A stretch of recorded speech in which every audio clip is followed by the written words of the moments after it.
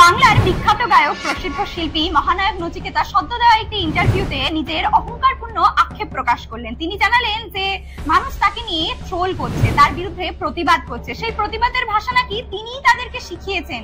তিনি তো ধর্ষণ নিয়ে কবিতা লিখেছেন যে মা তুমি এসো না, মা দুর্গা তুমি এসো না। কিন্তু দাদা, মাকে যে আসতেই হবে। আপনার আশেপাশে আগে পিছিয়ে যে সমস্ত রাজনৈতিক মঞ্চে মানুষরূপী অসুরগুলি ঘোরাঘুরি করে, তাদের দমনের জন্য মাকে তো আসতেই হবে, বলুন। আর দ্বিতীয়ত, আপনি বললেন আপনি বুঝতে পারছেন না যে মানুষ কি চাইছে।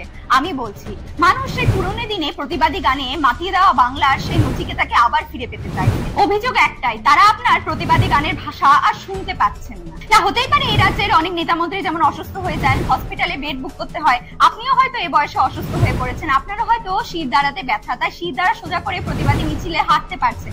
আমি কিন্তু 8 থেকে 80 বহু মানুষকে নাকে নল পরে অসুস্থ থেকেও এই প্রতিবাদী মিছিলে হাঁটতে দেখেছি। কাজে বাহানা দেওয়া বন্ধ।